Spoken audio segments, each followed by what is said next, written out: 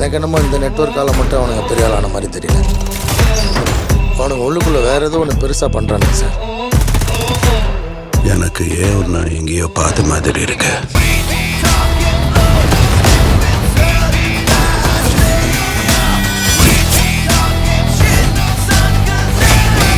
இந்த தேவா பற்றி தெரிஞ்சிருந்தோ என்கிட்டயே விளையாடி இருக்க. டாக்டர், பேஷண்ட் பெரியசாமியோட ரிலேட்டிவ் நீங்க தானே? டாக்டர் அவரோட பையனா? எங்க அப்பா தான்.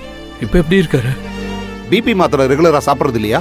பிபி அதிகமாகித்தான் அவர் மயங்கி விழுந்திருக்காரு. கீழே விழுந்ததுல தலையில அடிபட்டிருக்கு. ஸ்கேன் எடுக்க சொல்லியிருக்கோம். பயப்படுற மாதிரி எதுவும் இல்லை. எதுக்கும் ரிப்போர்ட் வந்துருட்டோம். டாக்டர், இப்போ எங்க அப்பாவை பார்க்கலாங்களா? இன்னும் மயக்கத்துல தான் இருக்காரு. டிஸ்டர்ப் பண்ணாம அவர் போய் பாருங்க. சரி, தேங்க்ஸ் டாக்டர். ஓகே, வா. அப்பா. சார், டிஸ்டர்ப் பண்ணாம பாருங்க. சரிங்க.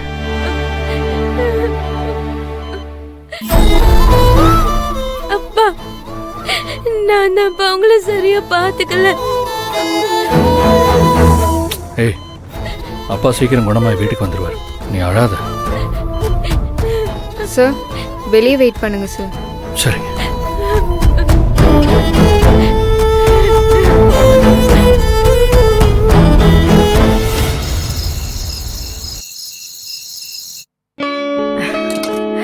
சரவணா, அம்மா, நைட்டு நீ எல்லாரோடையும் சேர்ந்து சாப்பிட்டு எவ்வளவு நாள் ஆச்சுல்ல?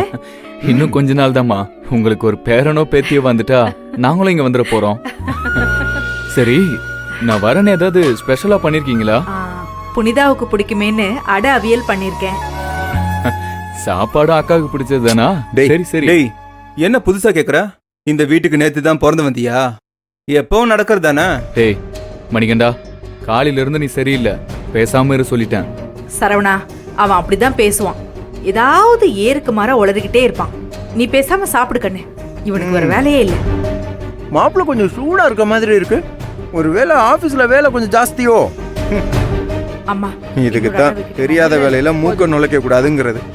ஆமா, போன்ல வீடியோ கேம் விளையாண்டுட்டு இருந்த பையல ஆபீஸ்ல கொண்டு போய் உட்கார வச்சா இப்படிதான் சரவணா, மூளை சூடாகி ஏதாவது குண்டக்க மண்டக்க பேசுவான். வேற ஒண்ணு இல்ல. ஆமா, நான் ஆபீஸ் வேலை பார்த்துதான் மூளை சூடாகி கிடக்கு.